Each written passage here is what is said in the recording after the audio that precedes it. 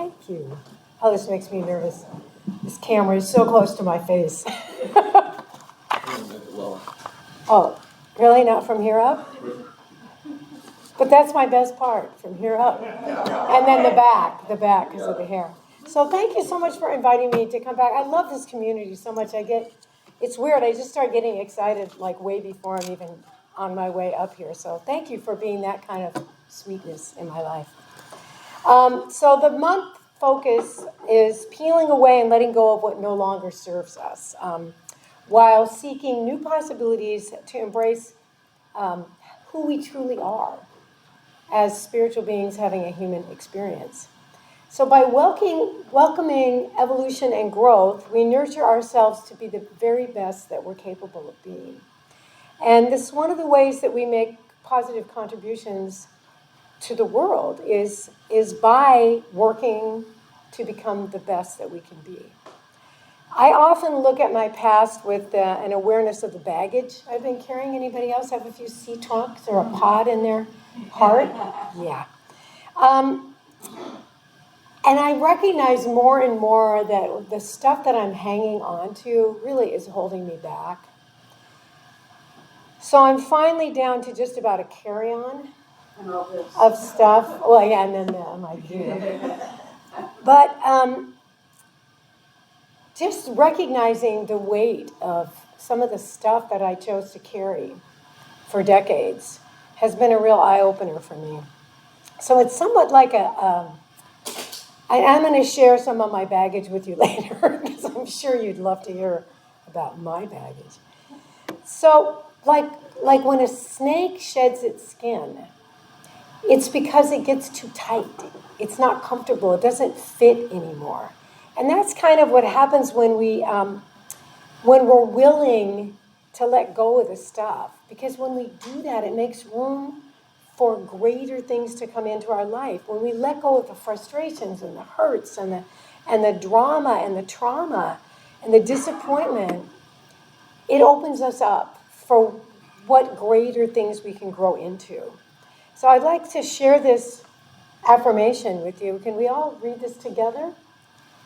As I let go of all that no longer serves me, I embrace all that I truly am and evolve into a greater, wiser, deeper version of myself. That's a pretty powerful affirmation. So I'm going to share a reading. I'm not using AI much, and I'm realizing that AI is just us, only organized better than some of us can be. Spiritual evolution is a journey of inner growth, moving from self-centeredness to love, connection, and higher consciousness, marked by letting go of certainties, embracing imperfection, developing compassion, and finding purpose beyond the self, often through practices like acts of love and sacred service, or seva, meditation, and self-awareness. It's a lifelong process where challenges become catalysts for deeper understanding and growth, leading to inner peace and a sense of unity with all living things. Those are really powerful words for me, because it seems as though behind evolution, well, Ernest Holmes teaches us, it seems as though behind evolution, there's an irresistible pressure compelling more, better, higher, and greater things. Now, my second slide is a quote by Michael Beckwith. And boy, the first time I heard this, I didn't know who said it, but it resonated deeply with me. And that is, pain pushes until vision pulls. Anybody else had to get really in the muckety muck of it to be willing to move on and grow? So almost all of the teachers share that we humans evolve as becomes necessary, either to improve our lives, to expand our consciousness. Most of us are driven at some point to go deeper. And I like to think of it as peeling the layers of an onion, to get down to what the most important stuff is. You know, what makes us tick? What is our deepest desire? You know, and it's like, I would assume, because you guys nodded a little bit, that I'm not the only one that misery was a huge motivating factor for some of my personal growth. Yeah. So as a musician first, I never thought I'd actually be standing in front of people talking about stuff and trying to share some of the practices and tools that I developed over my life. But I recognize that my musical offerings are more powerful sometimes when anchored in spoken word, because music and spoken word comes into the brain differently, and we respond to it differently. So to me, having a gift to be able to use both to share tools that work for me with other people in a hope that something I share will be meaningful and helpful is really a wonderful gift that I'm allowed to do this. So has anyone besides me had a rough time actually identifying their baggage, those pods, those sea trunks? And even once you've identified it, has anybody besides me struggled jettisoning it? Mm-hmm. Because sometimes it takes, like we all have our stories. And often, I'm sure everyone has met someone that clings so hard to their story. It's like that becomes the essence of who they are. And especially if it was a negative thing, you can see it holding them back. And we all need our stories. We all have our stories. If we didn't have things that we've been through, we wouldn't be who we are now. I for sure wouldn't be. But I also recognize that sometimes it no longer serves me to hold on to my bad marriages, my bad decisions, friendships and things that went sideways or upside down or backwards. So letting go and jettisoning this stuff can be some of the most powerful work that we do. Ernest Holmes, I have another slide on this one. Ernest Holmes teaches us, as you learn to release all your burdens to the right action of God, you will find that everything falls into its proper place. You let your problems slip away from you, realizing that a power greater than you are and a presence that is within you is ready, willing, and able to guide you in all ways. Then peace, security, and fulfillment come with ease, and there is a sense of joy and accomplishment. So, of course, I have a song about this that I'm going to share with you. And I just want you to sit with it. And you can sing along, too, if you want. I guess I should have changed that, huh? We have people. Yes. We have a tech team. People. So this is called Let It Go. And the chorus is Let It Go. So if you want to sing along. Oh, dear. That's not it. Wrong band. Wrong band. Yeah, they were drinking last night. They were at the party. Yeah.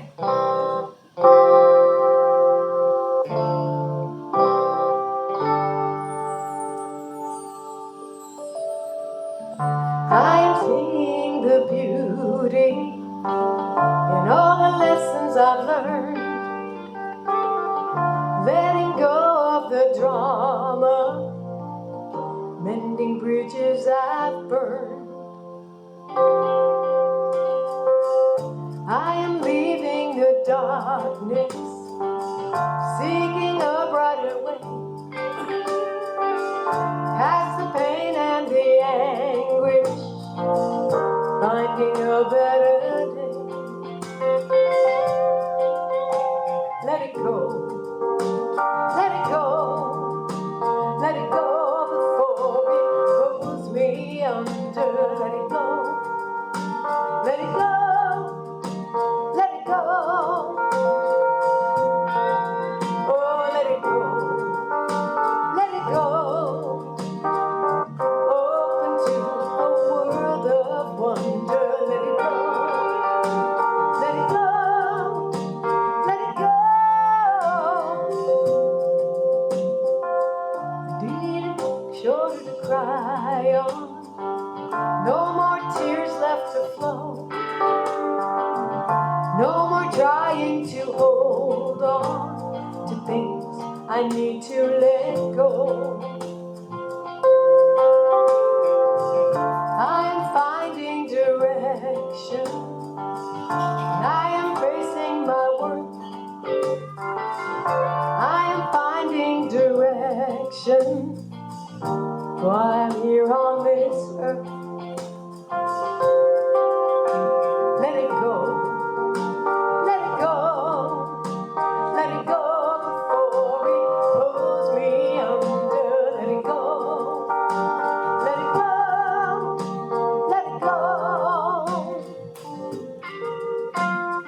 go, let it go. Open to a world of wonder. Let it go, let it go, let it go. Closing my eyes, I see dreams coming true. Joyful in all that we do. Days full of miracles, wonder and grace, touching the whole human race. And I believe in my value. I know I am enough, more than just a survivor. My spirit is tough, and I'm smart, I am willing. I will grow and I'll thrive. Letting go, I'm transcending. I am coming alive. Sing it with me. Let it go. Let it go. Let it go before it pulls me under. Let it go. Let it go. Let it go. Oh, let it go. Let it go. Open to a world of wonder. Let it go. Let it go. Let it go. And while my friend Chris plays guitar, what's your biggest stuff that you might want to be letting go of? Close your eyes.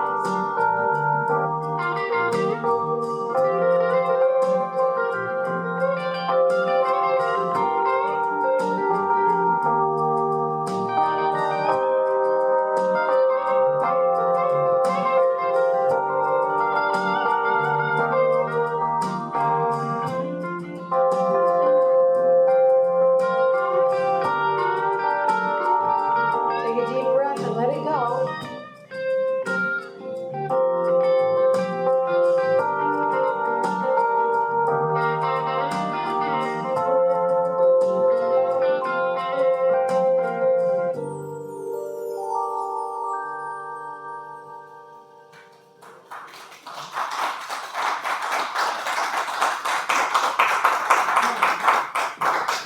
People ask me where I get these great ideas for these songs. It's like,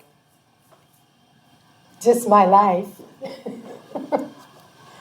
So for most of it, it's only when we're willing to truly let go of the garbage that we're carrying around that we can gain clarity and freedom to have a more rewarding quality of life.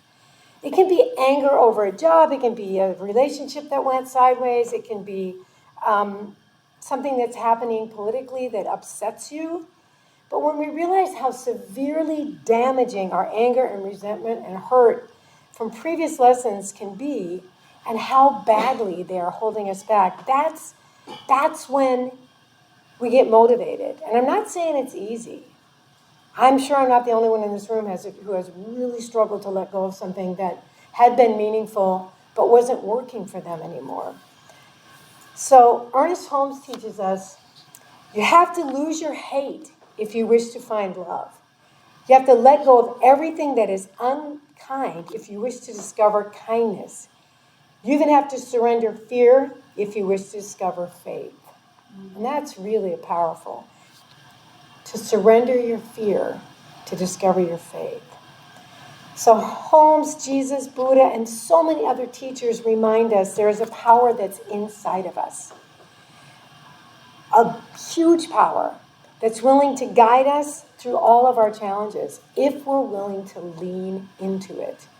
And I sometimes really have a hard time getting back to my faith, especially when things just are not making sense.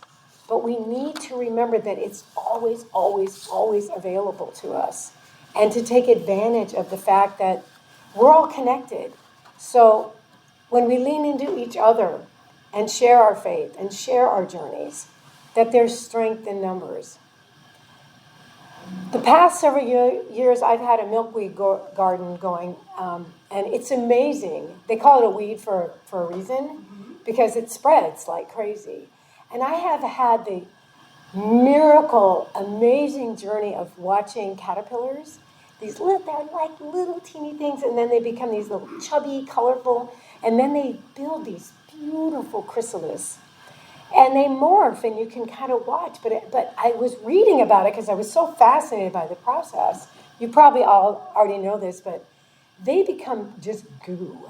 Ew, just goo when they're in that chrysalis. And then look what emerges. So it can be messy, this growth thing can be really messy. Or, at the very least, sometimes a painful rebirth.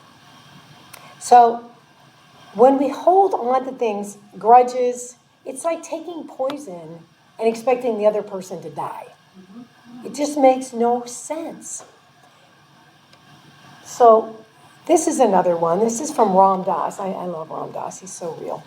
If we hold grudges, if we don't practice forgiveness or work on releasing our unfinished business, our karma will play out in other ways or just leave us more stuck. If instead we cultivate being in the present, the awareness of this moment is stronger than the memories of the past and brings a spaciousness that can surround and dissolve old traumas. I want you to read that part with me. The awareness of this moment. Let's read that together. The awareness of this moment is stronger than the memories of the past and brings a spaciousness that can surround and dissolve old traumas. What a great tool. Evolution and growth are key qualities that lead us from being stuck in cycles that no longer serve us to an awareness of what actually does serve us. And through the process of the life cycle, everything has its moment, from birth to death to rebirth, from old to new. And sometimes we forget about this. I have a new walking buddy. All the girls in the neighborhood call him the eye candy. We'd see him because most of us old people that are out there walking, and this very handsome guy's walking toward three of us, and we're all going, "Do you know who he is? Have you seen him before?" So of course we've all befriended him, and he's going through a major life challenge. He was in the high-tech industry. He was very highly regarded, had a great job, and he got sick of dynamics that were happening in the work field. And so he quit. And he quit before he had a contingency plan. So he has discovered that he's aged out of the tech industry. He's all of 55. And so, having been a musician my entire life, I have had to reinvent myself, recreate myself, learn technology, try a different hat, try a different path, many, many, many, more times than I can even count. So he refers, it's amazing because he's teaching me as much as I'm helping him. And he refers to this whole process that he's going through as a rebirth, an excruciatingly painful rebirth. And I'm very able to be with him in this process. So it's kind of amazing. I never would have thought that I'd be walking with the hunky new neighbor and learning from him and being able to share some of the processes of my own life. So is anyone besides me go kicking and screaming into the bright light of the future? Hanging on to at least the carry-on? In order to morph into these wiser, deeper versions of ourselves, we have to be willing to release it, whether it's physical, emotional, mental. We have to let go. So here's my piece of baggage. You want to hear my baggage? I carried this baggage for 10 years. I lived with a guy named Charlie, an incredible musician. I lived with him and eventually married him. He was the man who produced my very first album. Both of us being musicians seems like a great match, right? We could share the music and the industry and stuff. And for a while it worked great until my career started to take off a little bit. Then the competition and the head games and the weirdness and the undermining started to get serious. And it's really funny because there were red flags. Anybody had red flags early on that they completely, whoa, look over there, no, this is all fine.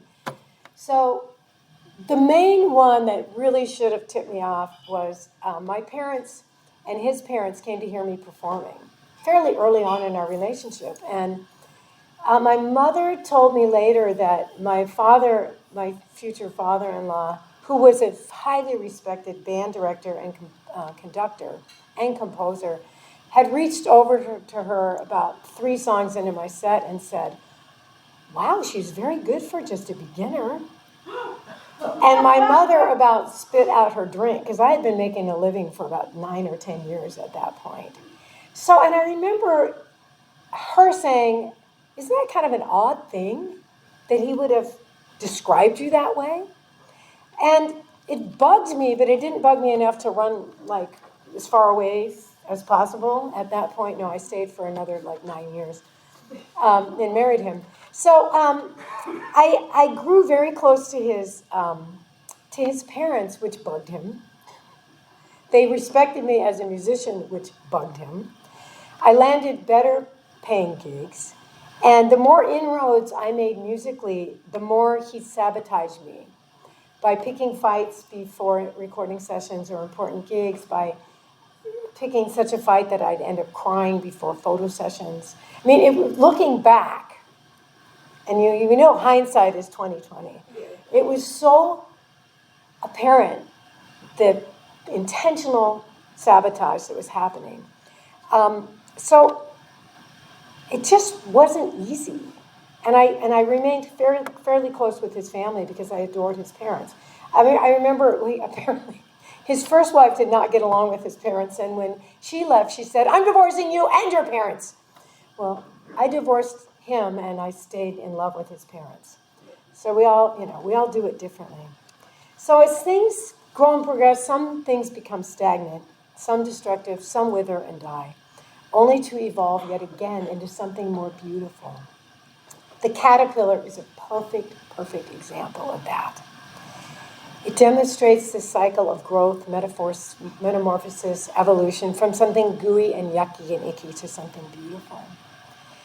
So for me, coming back to this basic tenet that I'm connected to all living things and to God is a really important practice for me. So I'm going to do one last little practice with you guys. Are you guys open for this? It's a meditation, and it's to I am, we are, God is. And I just, we're going to do it for like a minute or so. I just want you to close your eyes, get comfortable, and I'd like you to just see what it feels like to embody these words. I am, we are, God is. To embody the knowing that we're a part of something greater.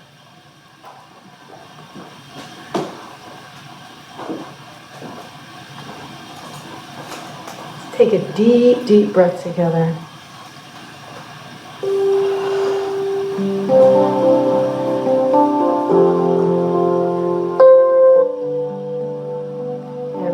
To lean into the power of this knowing that not only are we connected to all living things and each other, we are like the stars, the light that comes off of the one, the oneness, God.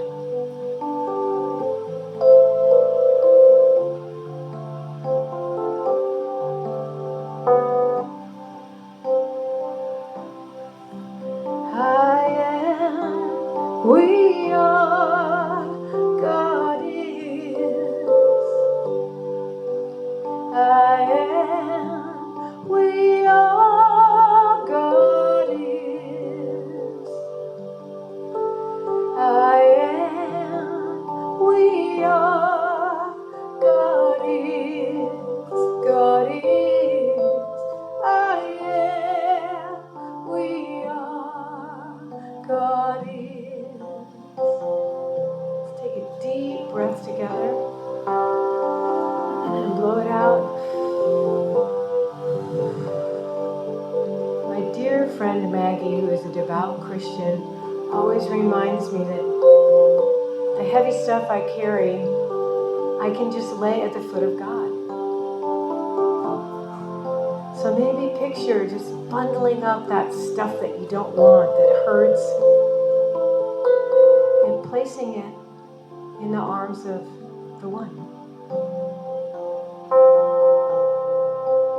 I am, we are, God is. I am, we are, God is. I am, we are, God is. God is. I am, we are, God is. I am, we are, God is. Everyone together. I am, we are, God is.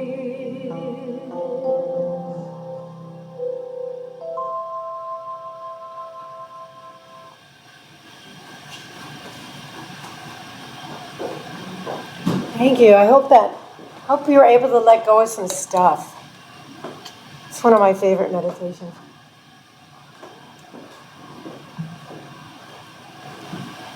Thank you for doing that with me. So, I really, really appreciate being here with you all. And I really hope to come back again soon. I want to encourage all of us each day, and especially as we move into the holiday season, to be aware of what we're carrying with us into each interaction. Is it helping us? Is it hindering us? Is it helping who we're interacting with? Is it making things worse? What's weighing us down? What are we carrying? So ask yourself if you're willing to let some of it go. Because it's important to recognize that we are all constantly growing and evolving. And when we remember the beauty of the butterfly that came from a little chubby caterpillar into goo, sometimes we must die to who we were in order to make space for the metamorphosis and the amazingness of what we're becoming. So I'd like to do one last reading.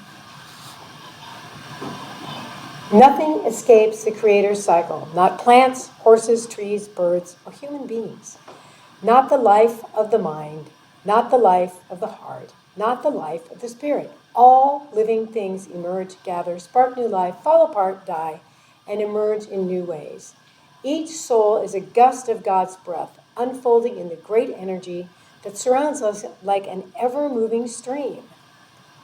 The goal is not to cheat death, but to live in the stream with a humility and aliveness that only an acceptance of death can release. And I say only the acceptance of death of things that we no longer want to be carrying with us. We each have the power to co-create a much better, kinder, more loving and inclusive world. Let's make that our goal each day and into the new year. Thanks for having me. Namaste.